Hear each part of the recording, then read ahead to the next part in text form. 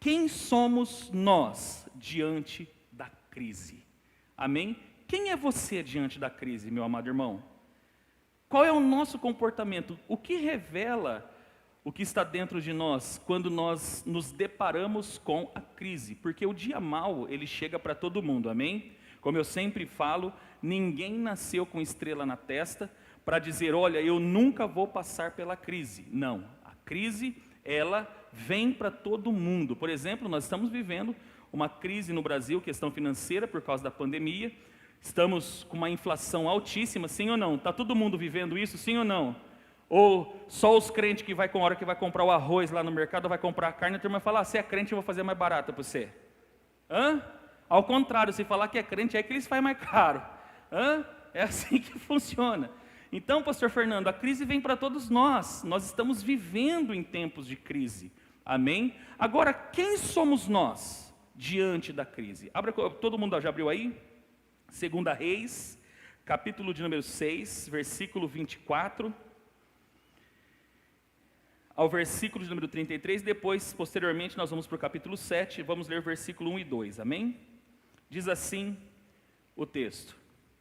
Depois disso, Ben-Hadad, rei de Arã, da Síria, convocou todo o seu exército para atacar e sitiar Samaria. Houve grande fome em Samaria, porque o cerco foi mantido até que grande fome se espalhou por toda a cidade, a ponto de uma cabeça de jumento custar o equivalente a 80 peças de prata, e uma caneca de esterco de pomba, 5 peças de prata. Quando o rei de Israel ia passando pela muralha, uma mulher lhe gritou, socorre-me, Senhor meu rei. Diante do que respondeu ele, se o Senhor não te socorrer, quem sou eu para te ajudar? Acaso há trigo na eira ou vinho no tanque de prensar uvas? Mesmo assim, o rei lhe indagou, que te aconteceu? E ela explicou, esta mulher me disse, entrega teu filho para que o comamos hoje, que amanhã comeremos o meu filho. Então cozinhamos o meu filho e comemos. No dia seguinte eu lhe disse, agora pois dá o teu filho, para que o comamos. Mas ela escondeu o seu filho. Assim que o rei ouviu o que aquela mulher disse, rasgou as vestes enquanto caminhava pelo muro. E o povo viu que o rei vestia pano de saco por baixo, sobre a pele.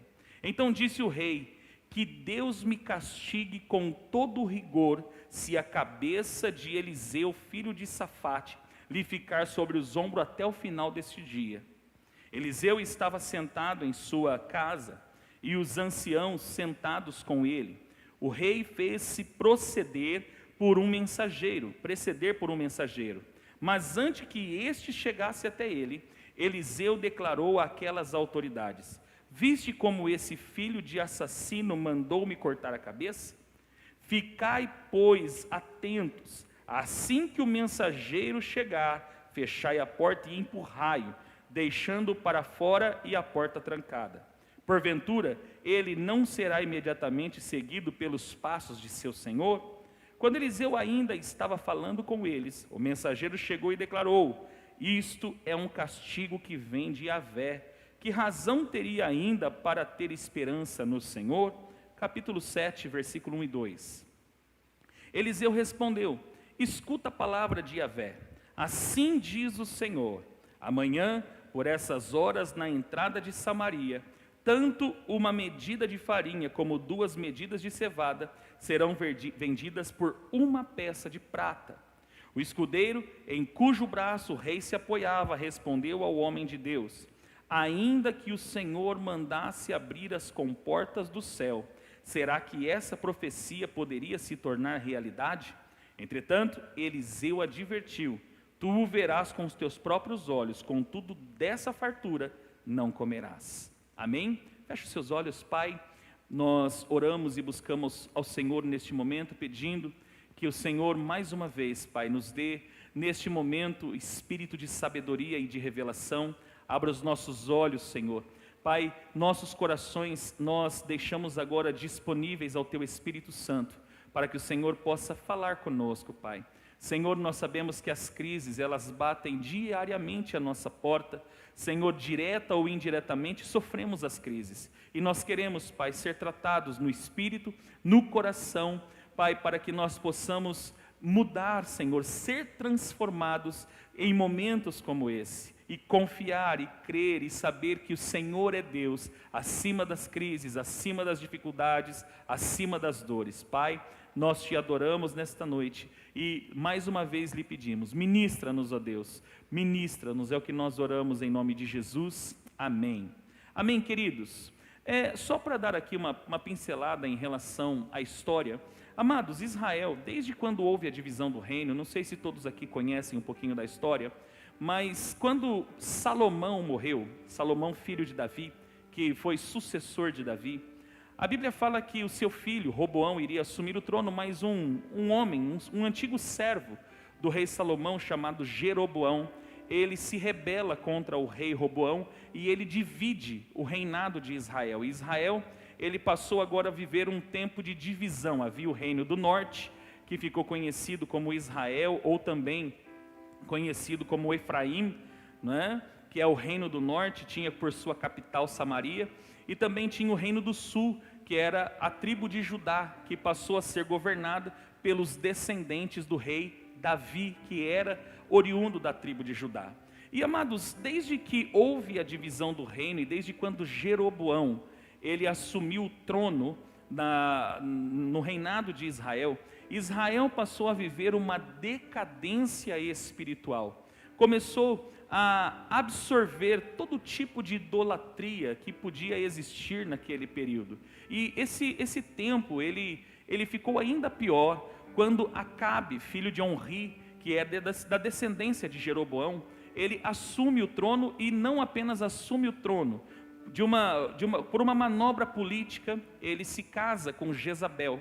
Jezabel, todos já devem ter ouvido falar, é uma das figuras malignas existentes na história da Bíblia, que trouxe ou aumentou ainda mais a questão da idolatria em Israel. E a idolatria, amados, ela traz para a vida do ser humano uma decadência espiritual. Todo ser humano que se afasta do Senhor, ele passa a viver em idolatria. Eu queria que você entendesse algo. Você nasceu para ser um adorador, amém? Agora depende quem você. Agora a sua vida, ou as suas atitudes, ou a sua cultura revela quem você adora, amém? Agora, quando nós não adoramos ao Senhor, que é o único, assim como ele declarou em Deuteronômio 6,4, dizendo: Shema Israel, Adonai Elohim, Adonai Echad, ouça Israel, o Senhor nosso Deus é único, amém? Não existe outro, amém ou não amém? Não existe outro, ele é único. E quando nós não adoramos esse único Deus, nós estamos adorando a outros deuses, amém, queridos? E o problema da idolatria não é só adorar outros deuses. A idolatria, ela mexe com a nossa cultura, a maneira como nós pensamos, ela muda, ela transforma a nossa cosmovisão, a maneira como enxergamos o mundo. Ela muda os nossos sentimentos, tanto em relação às pessoas, quanto em relação até mesmo ao próprio Deus, ao único Deus. Então a idolatria, amados, ela literalmente é uma decadência do ser humano. Ela é resultado da decadência do ser humano. Amém? Israel, ela vinha, sabe, numa entoada terrível, difícil. E tudo acaba piorando, porque Acabe morre, mas a idolatria não acaba. E o seu filho primogênito, Acasias, ele ascende ao trono e acaba morrendo, porque se você pegar um pouquinho a história, quando Jezabel manda matar a família de Nabote, quem aqui já ouviu falar da vinha de Nabote, né? Quando Acabe ficou meio que depressivo, ele sentiu o desejo de possuir as vinhas de Nabote, e Jezabel, a Bíblia fala que Jezabel, numa trama, usa a própria lei que está na Torá, a própria lei da palavra de Deus, para poder condenar Nabote e sua família. E após a morte de Nabote, Acabe toma posse, Jezabel dá para ele como um presente, como um troféu a Acabe. Só que quando ele vai tomar posse da vinha de Nabote, ele encontra com o profeta Elias e fala para ele: no mesmo campo em que os cães lamberam o sangue de Nabote, também vão lamber o teu sangue, né? Vai lamber o sangue da tua descendência. Porque, amados, Deus é um Deus geracional. Toda maldição que existe, ela passa de pai para filho. Amém, amados? Quem está comigo? Tudo é passado de pai para filho. E quando Acasias ele ascende ao trono, a Bíblia fala que Acasias foi pior que o pai. Acasias foi terrível. E a Bíblia fala que ele cai de cima cai da sacada do palácio, se espatifa de lá, manda chamar o profeta Elias. Mas Elias fala: na cama que Acasias está, não vai se levantar. E quando Acasias morre, se ascende ao trono o seu segundo irmão, que seria o segundo na linha sucessória da linhagem de Acabe, que é o rei Jorão, que é esse período que nós estamos lendo. Jorão não foi tão mal assim. A Bíblia diz que Jorão não foi tão mal assim, mas foi ruim, porque ele andou nos mesmos caminhos de Jeroboão, ou seja, o caminho da idolatria. Mesmo ele derrubando alguns postes ídolos que existiam, ele ainda continuou, diante dos olhos de Deus, ele continuou sendo mal. E essa idolatria trouxe resultado, porque, amados, tudo que eu faço vai gerar resultados, amém? Tudo que eu planto, eu colho. Então eu preciso ter isso em mente. Nem sempre, eu quero que você entenda, logicamente, todas as provações, elas são permissão de Deus. Agora, maldições, escute isso, ou algumas crises que existem e que nós passamos, tanto na vida pessoal, como na questão nacional ou na questão municipal, tudo pode estar relacionado a coisas que já foram plantadas e que não foram desligadas e que não foram rompidas, que foi exatamente o que aconteceu com Jorão.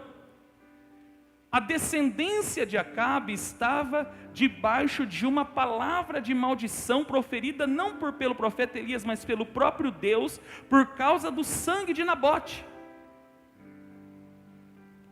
E a Bíblia fala que isso trouxe resultados desastrosos para o reino do norte, para o povo de Israel. Foi quando o principal inimigo do povo de Israel, do reino do norte, a Síria, resolve invadir, resolve guerrear contra o exército de Israel. Tentou algumas vezes, houve uma vez que eles tentaram vir e foi desbaratado por causa da visão do profeta Eliseu. Eles tentaram atacar o profeta Eliseu e deu ruim, e a Bíblia fala que houve um tempo de paz, mas não distante disso, a Bíblia fala que Ben-Hadad, o rei da Síria, ele cerca Samaria, e o acampamento dos assírios era tão poderoso e tão forte que o exército de Israel não podia sair nem para colher, o que acabou trazendo uma grande fome às terras de Samaria. A fome era tamanha que quando o rei Jorão sai a caminhar pela cidade, uma pessoa começa a falar: rei, me ajuda. Por quê? Porque duas mulheres haviam feito acordo: olha, a fome era tanta que, vamos matar o seu filho, a gente come seu filho. Olha que situação, canibalismo. Você tem noção o tamanho da crise? Isso é sério, gente. Eu não estou falando de qualquer crisinha, eu não estou falando de 2 dígitos na inflação, eu estou falando de o povo passar fome, de não ter o que comer. Eu estou falando de uma crise que não é uma pessoa passando, todo o reino estava passando. Era uma crise terrível, a ponto de haver canibalismo. Quando Jorão sai às ruas, uma mulher: rei, me ajuda, fiz um acordo com essa aqui, primeiro vamos matar seu filho, a gente come, e depois no outro dia a gente come o meu. Só que a outra não quis matar o filho, naturalmente. Coisa estava feia, era uma crise terrível. E aí nós temos, amados, 2 personagens que eu quero colocar como 2 personagens principais aqui desta mensagem. Nós temos Jorão e nós temos Eliseu. nós temos duas pessoas que apresentam características ou comportamentos diferentes diante dessa crise de desabastecimento que trouxe fome ao povo de Israel. Agora, amados, nós precisamos identificar qual dessas duas figuras nós fazemos parte. Uma figura representa a insensatez diante da crise, e a outra representa a sabedoria diante da crise. Quem somos nós diante da crise? Porque a crise, amados, ela aparece às vezes sem a gente pedir, é verdade ou não é? Ela aparece, e muitos de nós até mesmo estamos vivendo na crise.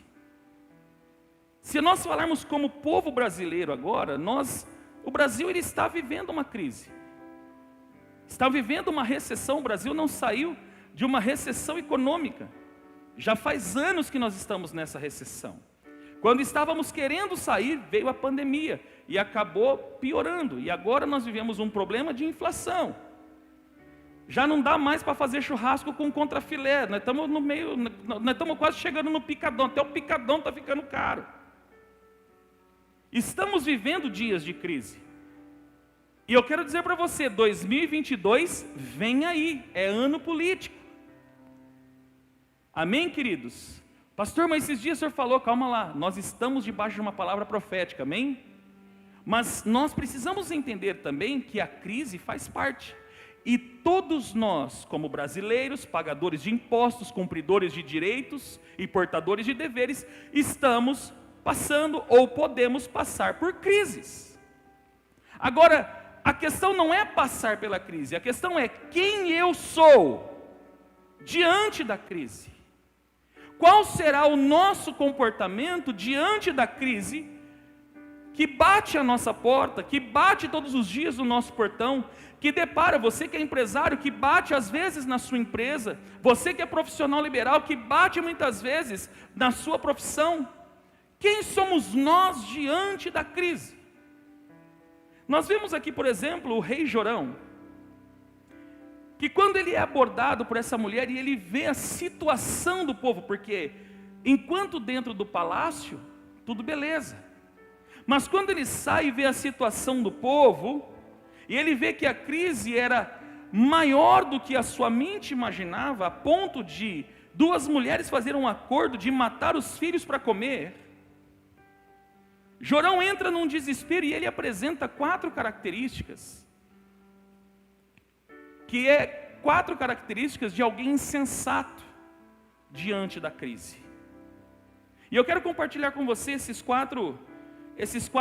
quatro características que o rei Jorão, ele apresenta quando ele se depara com a crise. A primeira delas ele apresenta arrogância absoluta, porque ele não se identifica com a crise. Gente, ele era rei, ele era líder. Ele era líder.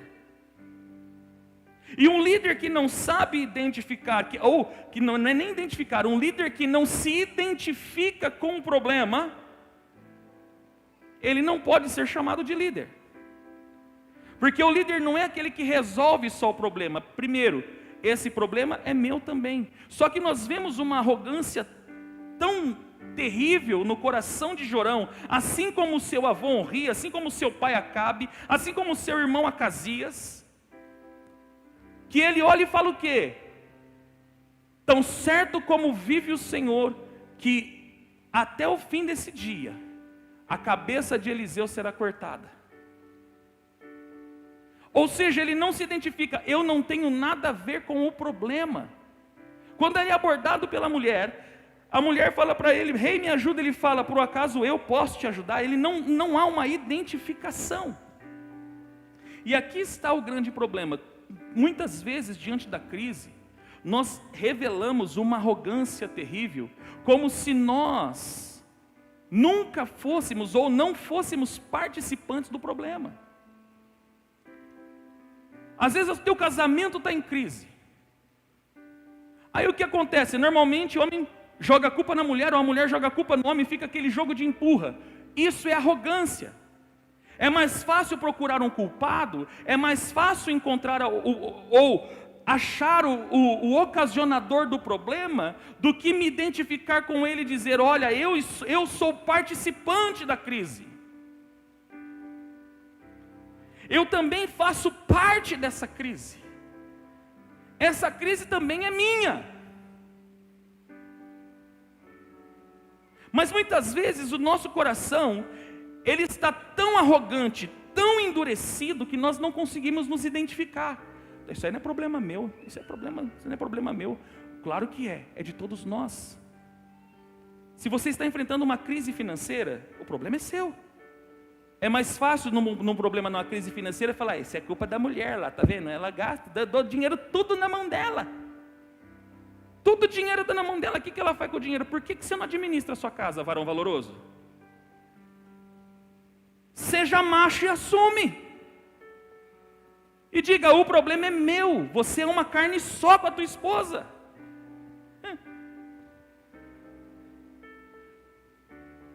Se você tem uma crise no trabalho, isso aí não é problema, eu não sou pago para isso. Como assim? Se a empresa quebrar, você quebra também, vai ficar desempregado. É isso que eu falo muitas vezes. A insensatez, uma das características da insensatez é a arrogância. Revelamos uma arrogância que para cristão não serve. Então a primeira característica do insensato é revelar arrogância, porque não se identifica com a crise. A segunda apresenta ausência de discernimento, o que dificulta encontrar a solução da crise. A pessoa não tem discernimento da crise. Agora aqui eu preciso dar uma pausa para explicar algo. É necessário diagnosticar a causa da crise. Como bons brasileiros, nós aprendemos a ver apenas o quê? O efeito. A fome que houve em Israel era efeito de uma causa. Provérbios 26:2, coloca para mim por gentileza. Provérbios 26:2 diz o seguinte: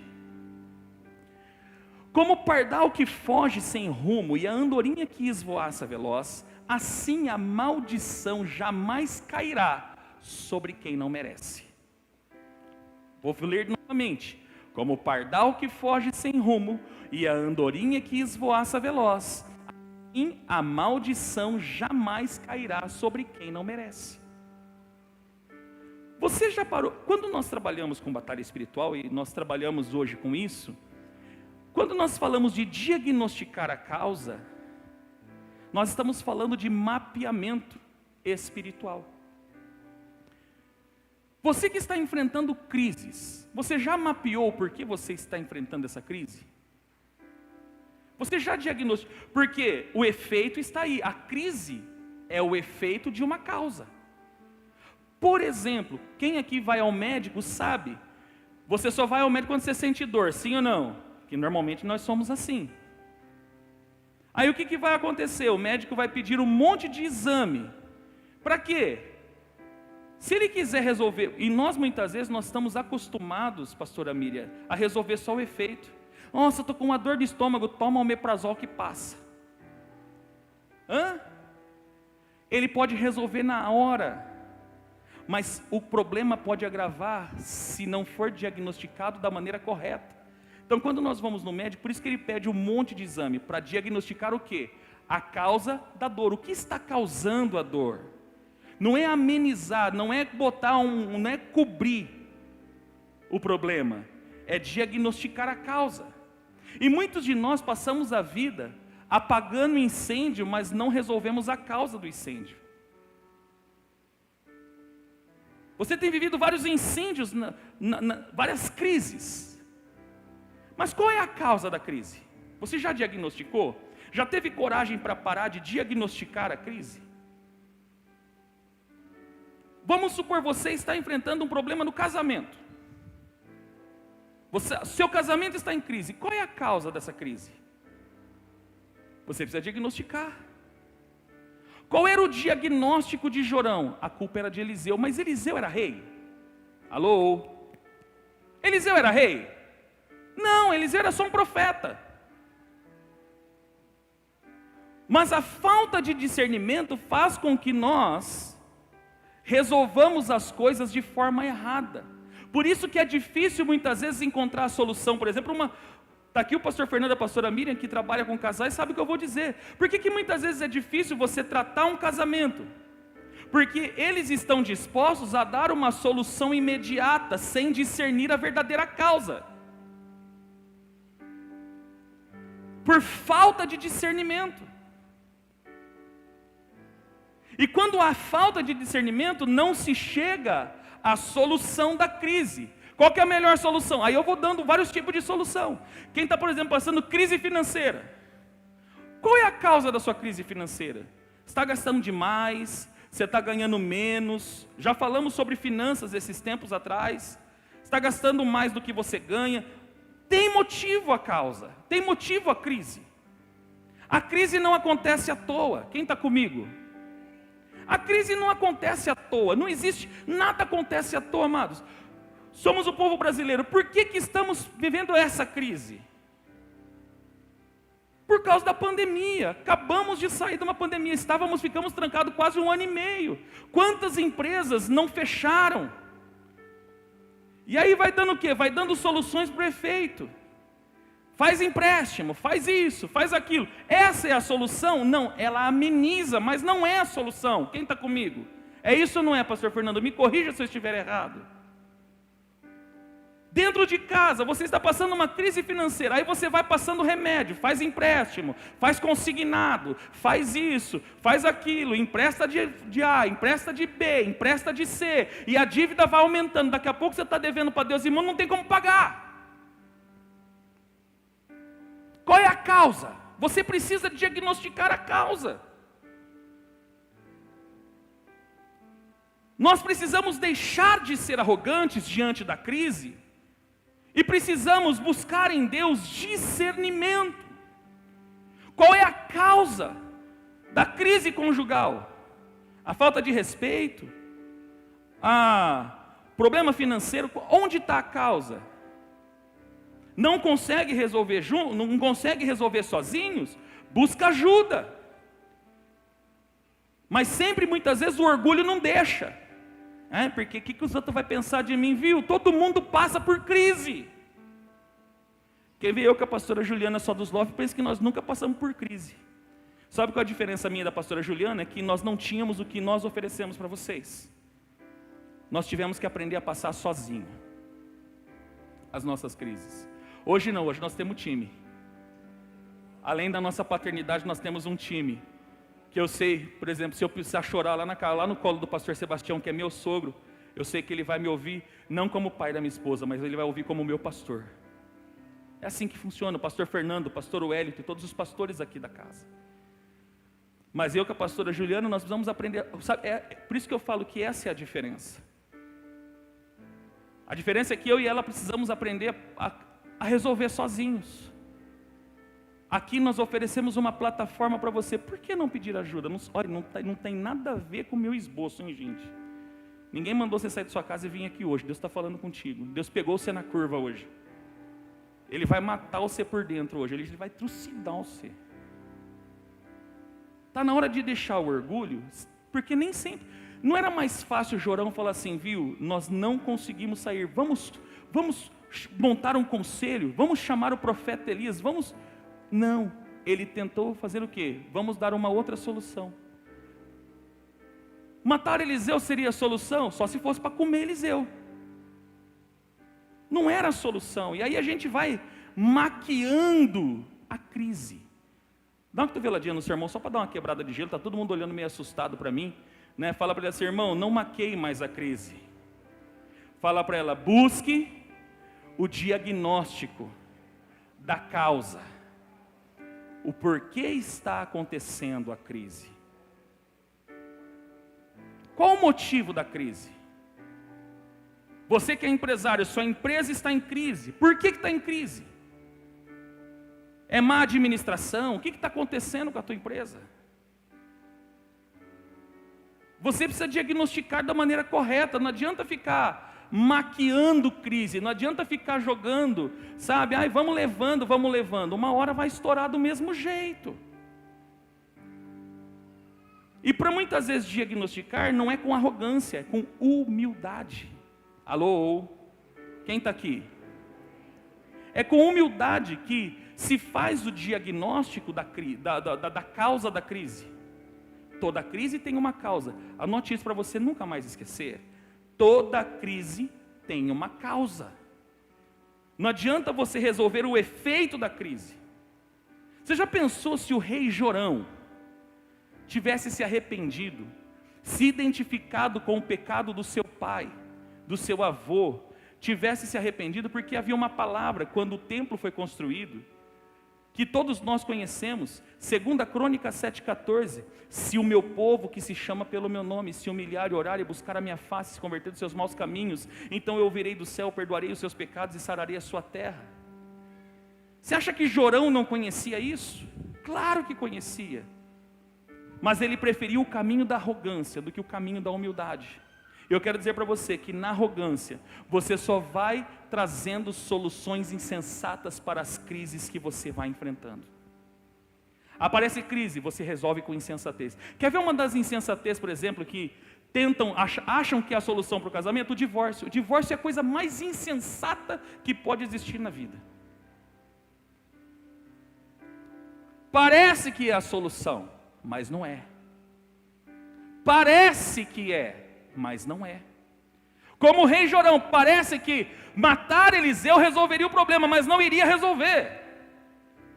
Mas ele, por falta de discernimento, não sabia fazer o diagnóstico correto. E muitas vezes você e eu, por causa da arrogância, por causa do orgulho, nós não conseguimos diagnosticar a verdadeira causa da crise. Qual é a causa da crise? Você que está passando por crise, ou aqueles que vão assistir esse vídeo depois, você já diagnosticou qual é a causa da crise? Ah, pastor, é tudo culpa do diabo. Eu já falei aqui que tem coisa que o diabo fica, ele vai muitas vezes nos visitar e fala assim, eu vou lá aprender com ele para ver como é que faz.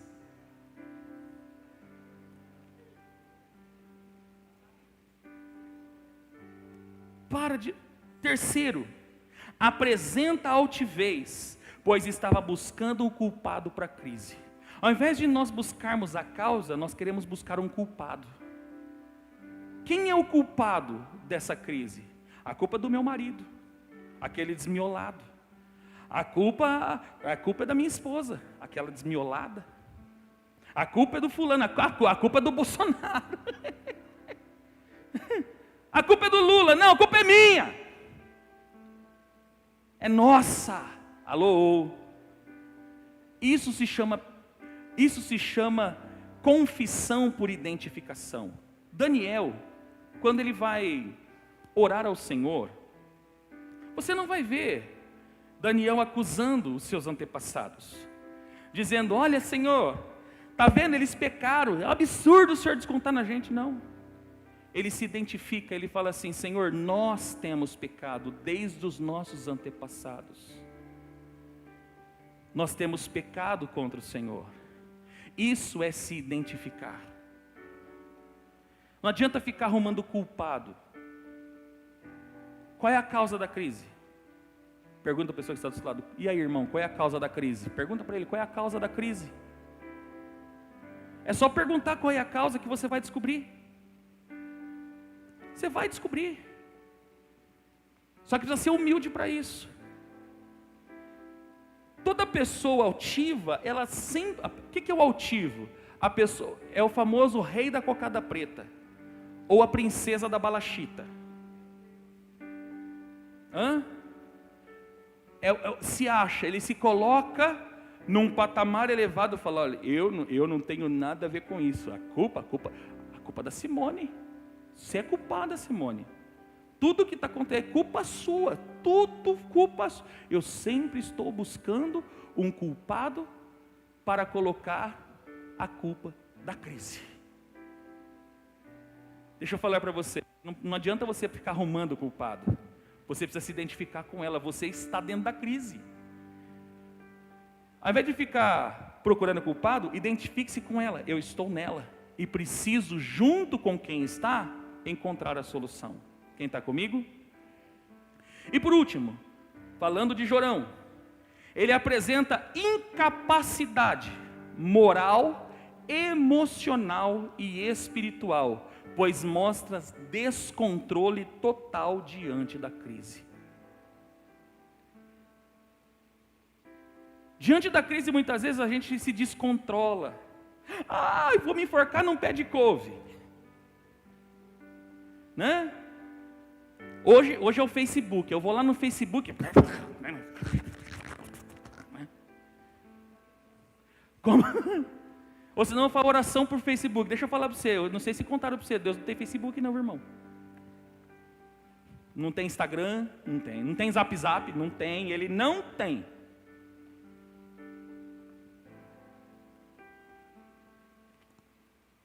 Nós mostramos uma incapacidade moral, emocional e espiritual quando nós mostramos descontrole diante da crise.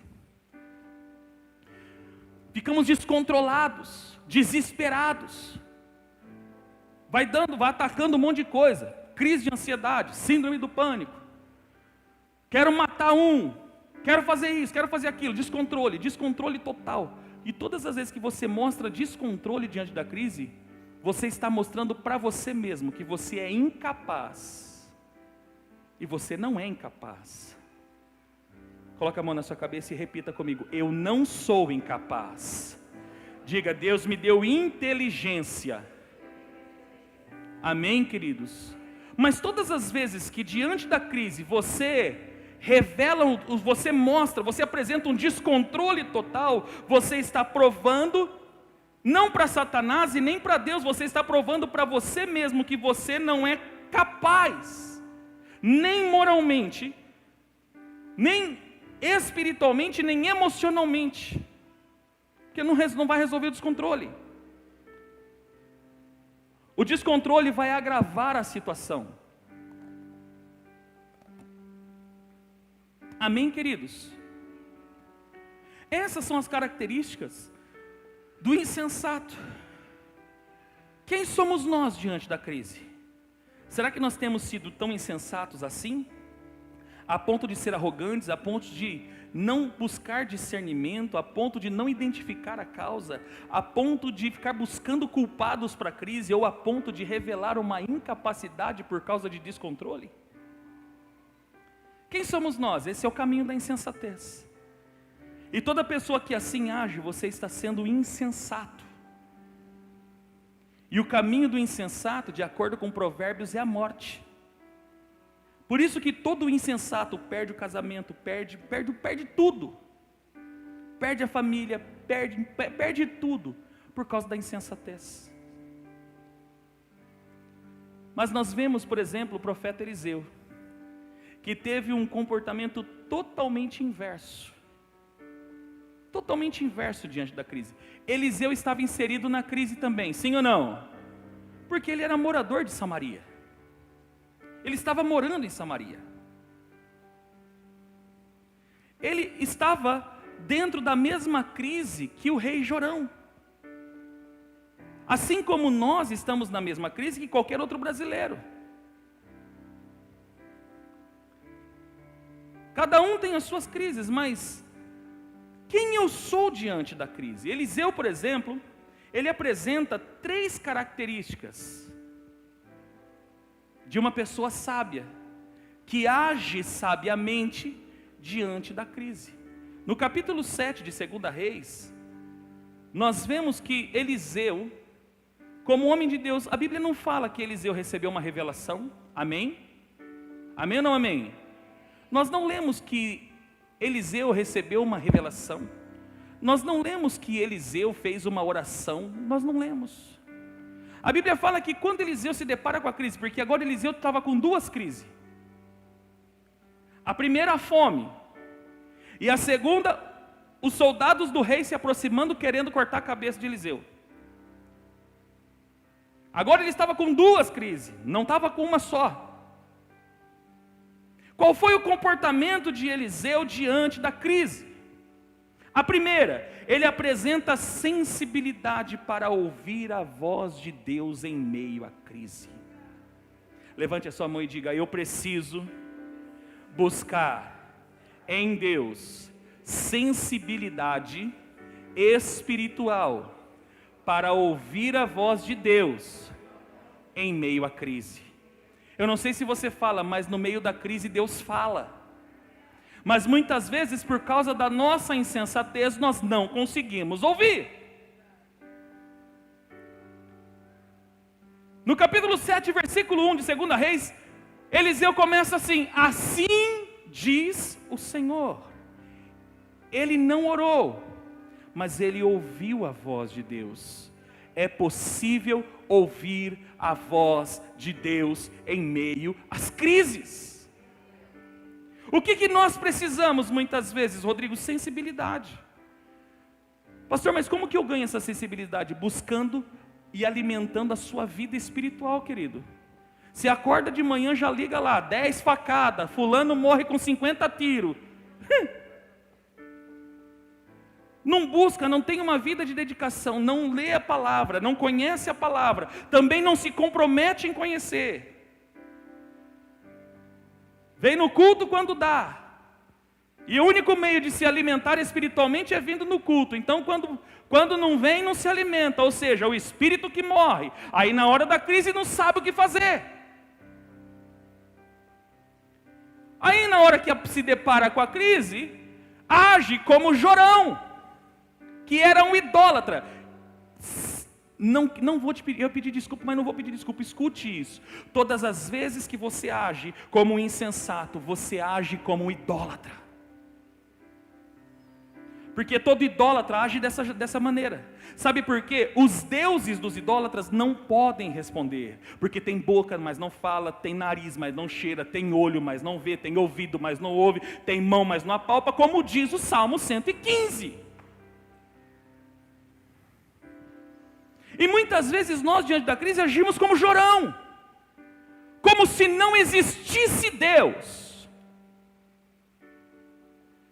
Por isso que quando nós agimos com insensatez, nós agimos como um idólatra, e não como um crente no Senhor.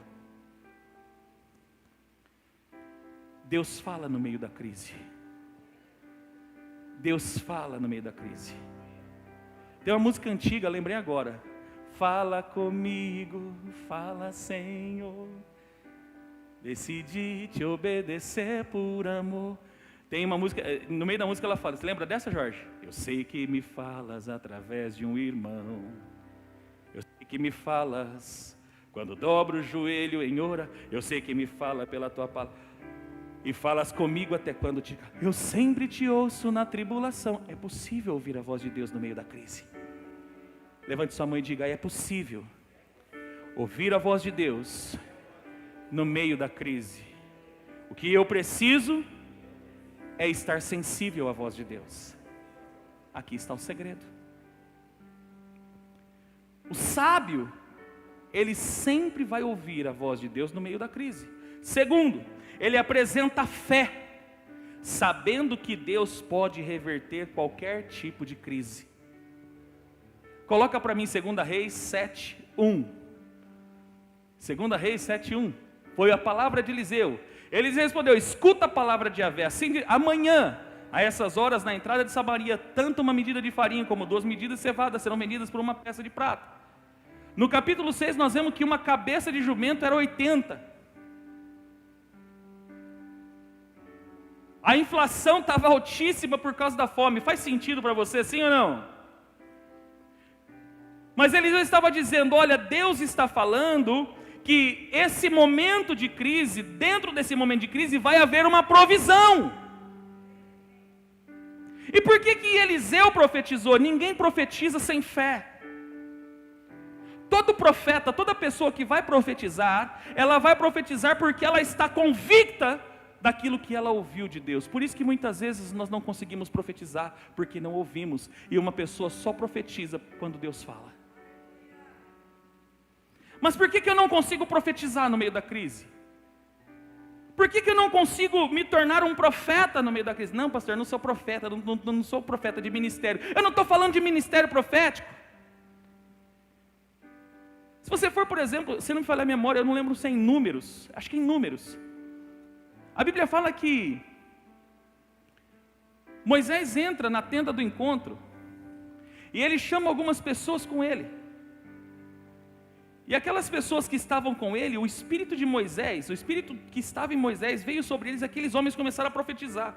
E até quem ficou de fora do acampamento começou a profetizar. Josué, bravo com aquilo, vai questionar Moisés: ó, estão profetizando, olha lá, está vendo, absurdo, olha lá. Moisés fala para Josué: oxalá, se todo o acampamento profetizasse. Sabe por quê, querido? No meio das crises, não precisa de gente para lamentar, precisa de gente para profetizar. Eu vou repetir: no meio das crises, de lamento o mundo já está cheio, querido. No meio das crises, Deus não precisa de pessoas para lamentar, Ele precisa de gente para profetizar. E só profetiza quem ouve a voz de Deus e está convicto, porque fé é o quê? É o firme fundamento das coisas que se esperam e a prova das coisas que não se veem. O povo estava tão sem fé, que quando Eliseu profetiza, o homem, o capitão do exército de Jorão, que foi enviado para cortar a cabeça de Eliseu, falou assim: viu, eu não acredito que isso vai acontecer.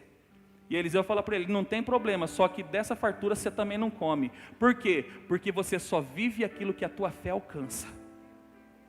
Levante a sua mão e diga: eu só vou viver aquilo que a minha fé alcançar. Quem está comigo?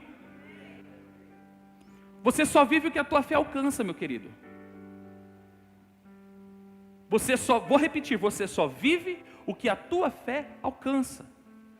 Por isso que Eliseu falou para aquele homem, a quem Jorão era o braço direito de Jorão: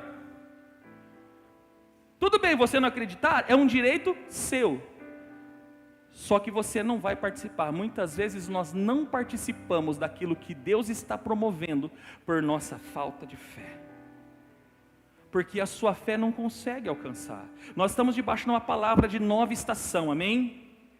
Estamos debaixo de uma palavra de nova estação.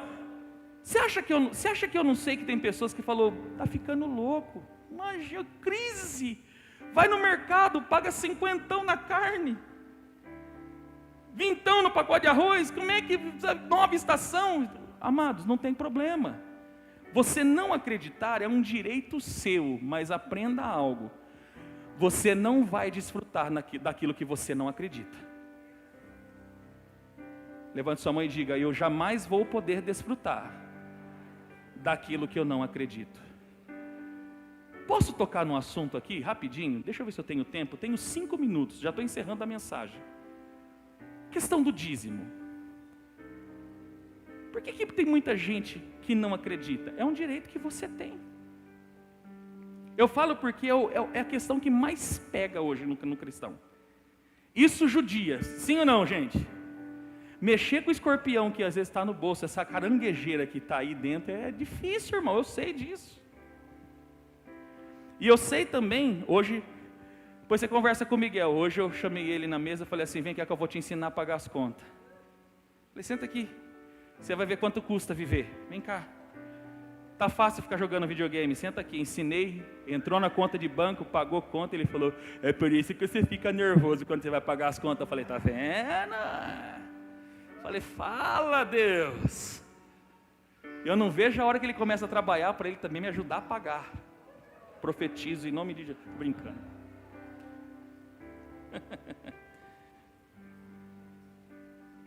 Por que pega? Porque muitas vezes a conta não fecha, sim ou não?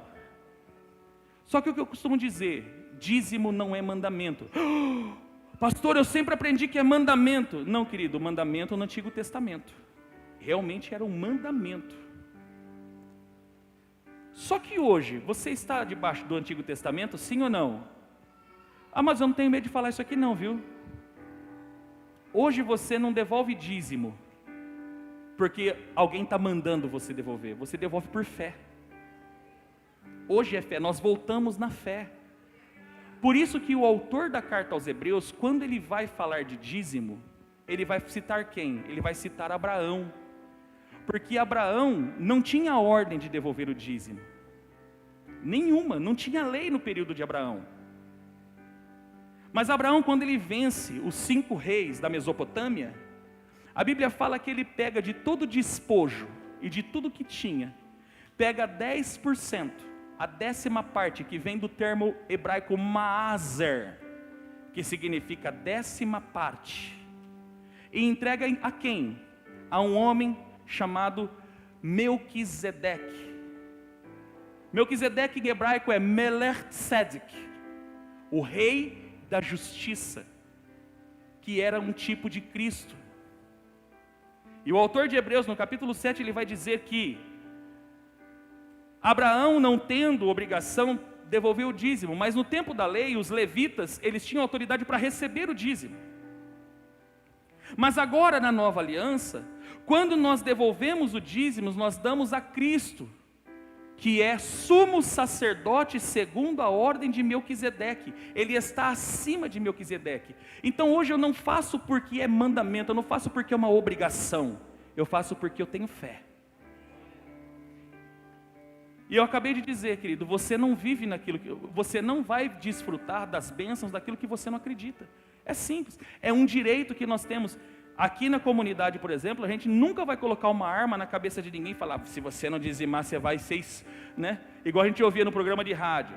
Quem não participou, quem não deu dízimo, não vai participar da Santa Ceia. Letra A, Anderson. Tô brincando, meu filho.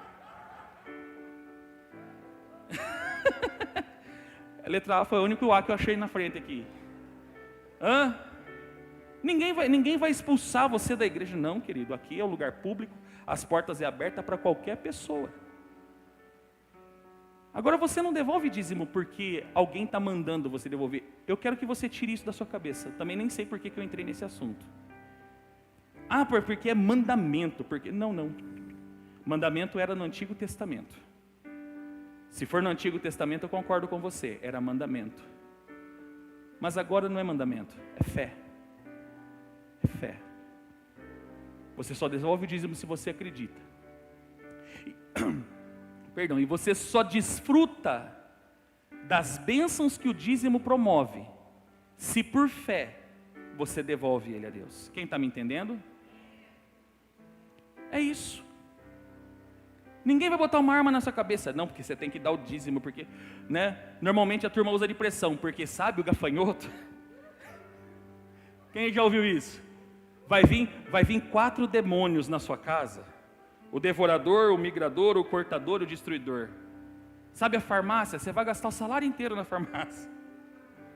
Amados, eu devolvo o dízimo e gasto dinheiro na farmácia, não tem jeito. A patroa toma remédio, né? Agora está bracinho, tomou vacina. A hora que ela saiu de casa, eu achei que ela fosse voar. Saiu assim, falei, pronto, vai apontar voo. Amor, fazer graça das desgraças, meu amor. É assim que funciona. Tadinha, está sofrendo com esse braço aí, é só o sangue de Jesus. Então, querido, você não pode, você nunca... Ah, pastor, eu não acredito porque eu não concordo. É um direito que você tem, legal. E nunca ninguém vai falar nada para você. Só que não adianta você querer desfrutar do mesmo que os outros estão desfrutando, porque você não vai conseguir desfrutar. Porque você só vive e desfruta naquilo que a sua fé alcança e daquilo que a sua fé acredita. Eu não quero que você se sinta oprimido. Ah, porque não. Esquece isso. Você não é obrigado a nada. Só que você precisa ser consciente de que você também não vai desfrutar dos benefícios. Não tem como. E eu não estou falando da igreja não, aqui você vai desfrutar. Sombão, se quiser visita, nós vai visitar você, nós vai te amar, nós vai te aconselhar. Aqui com a gente está tudo certo, querido. E graças a Deus a pastora Juliana e eu somos muito bem resolvidos nesse quesito.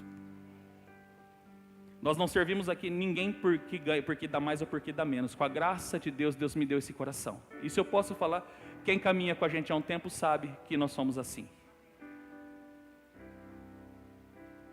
Agora, de Deus, como você vai receber se você não acredita? Como você vai desfrutar dos benefícios que o dízimo promove, se você não crê? É um problema seu, não é meu. Você só vive o que a tua fé alcança. Vou repetir para você nunca mais esquecer. Você só vive o que a tua fé alcança. Vou repetir para você nunca mais esquecer. Você só vive aquilo que a tua fé alcança. Acabou. Amém? Voltando Aperta a tecla SAP, vamos voltar. Último aqui. Diante da crise, Eliseu apresenta uma mente profética. Coloque a mão na cabecinha e diga: eu preciso de uma mente profética. Foi o que a Kelly fez no dia da crise. Hoje eu posso contar que agora ela vai mudar de casa. Já mudou? Ainda não? Vai mudar. Aleluia. Então agora eu posso falar. Deu uns 5 minutos lá, um aperto, falou, pega o negócio lá, taca fogo. Mente profética. A mulher virou no giraia lá, tocou uns pandeiros, virou nos mantos lá. Na semana seguinte, Juninho recebe uma ligação, vamos resolver, resolveu, aleluia, mente profética. Na hora da crise eu preciso de uma mente profética. Por quê? Toda pessoa com mente profética, ela consegue visualizar e declarar a provisão de Deus no meio da crise. Primeiro, uma pessoa com mente profética, ela não tem a visão limitada. Por que Jorão, ele quis matar Eliseu? Porque ele tinha uma visão limitada. E uma pessoa com visão limitada, ela não consegue vislumbrar o que está por trás da crise, porque sempre atrás da crise existe um milagre. Não, você precisa entender isso.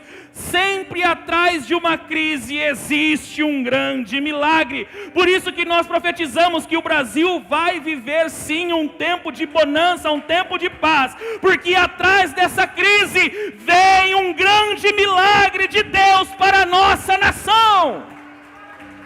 Eu creio nisso. Dá uma cotoveladinha no sermão para dar uma animada nele e falar para ele assim: irmão, sempre atrás de uma crise vem um grande milagre. Só que uma pessoa que não tem a mente profética, ela fica aprisionada na crise. Agora olha Eliseu, a mente profética, assim diz o Senhor. Assim diz o Senhor. Ele conseguiu visualizar uma provisão no meio da crise. E porque ele visualizou, ele profetizou, porque você só profere o que você enxerga. Vou repetir.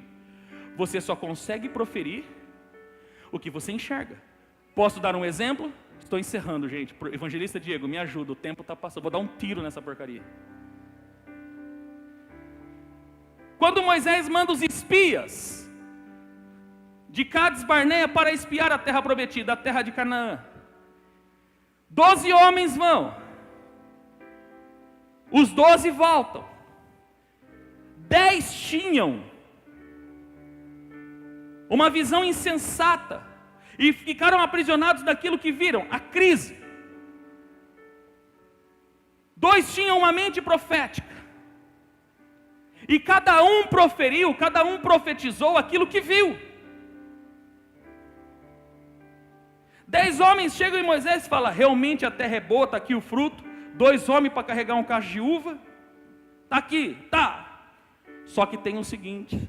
Aí começa o lamento. Lá tem um monte de gigante. E diante deles nós somos igual gafanhoto. Essa é a mente do insensato. Porque ele se aprisiona na crise. Ele não consegue visualizar a promessa. Ele não consegue visualizar além da crise. Alô? Não consegue visualizar além da crise.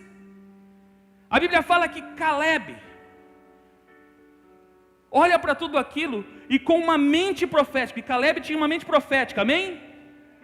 Com uma mente profética, ele diz: eia, subamos e possuamos a terra, porque certamente prevaleceremos contra ela. Mais para frente, lá em Josué, se não me falha a memória, Josué 14, você vai ver Josué distribuindo a terra. E quando chega a vez da tribo de Judá, quem que se apresenta a Josué? Caleb.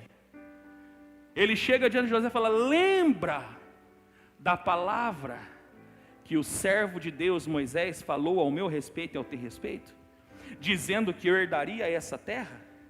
E sabe qual foi a terra que ele herdou? Hebrom, onde habitavam os Enaquins, os gigantes da época. Por quê?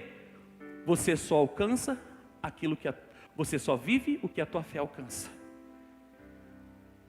E Caleb chega em Josué e fala para ele assim: 45 anos se passaram. Ele tinha 40 anos quando ele viveu, quando ele espiou a terra. 45 anos se passaram, ele estava com 85 anos, e ele diz: a minha força como era, ela ainda é para subir, para tomar posse, para brigar e para me apoderar daquilo que é meu. Isso é uma mente profética. Porque uma mente profética, ela não visualiza somente a crise, ela também consegue visualizar o milagre. Se você for no contexto, você vai ver o milagre que aconteceu. O povo escutou um som esquisito, o povo, os sírios, e fugiram, largaram tudo lá. A Bíblia fala que alguns leprosos, olha o que acontece, aquilo que você não toma posse, outro vai comer no seu lugar, tá? A Bíblia fala que alguns leprosos que ficavam fora da cidade, foram lá e comeram. E foram eles que foram anunciar as boas novas. Falou: viu, tem comida lá, os assírios fugiram. O milagre aconteceu. Mas Eliseu já tinha profetizado. Então, Eliseu, ele apresenta uma mente profética, porque ele visualiza e profere. Você só profetiza o que você vê. Sabe por que você só profere lamento? Porque você só enxerga a crise. O dia que você começar a enxergar além da crise, você vai começar a dizer: tem um milagre, tem algo poderoso de Deus atrás dessa crise. Ela é difícil, eu sei que, mas tem uma provisão de Deus ali do outro lado da crise. Há algo poderoso da parte de Deus além da crise. Então nós precisamos de uma mente profética. Isso é a característica de alguém que age com sabedoria diante da crise. Ele apresenta sensibilidade para ouvir a voz de Deus no meio da crise. Ele apresenta fé, sabendo que Deus pode reverter a crise. E ele apresenta uma mente profética, porque ele visualiza, e porque visualiza, ele declara o que está vendo. Aqui nós temos duas figuras: Jorão e Eliseu, o insensato e o sábio. A pergunta que eu faço para concluir é: quem somos nós diante da crise? Pergunta para o seu irmão, fala: quem é você diante da crise, irmão? Se coloque de pé em nome de Jesus.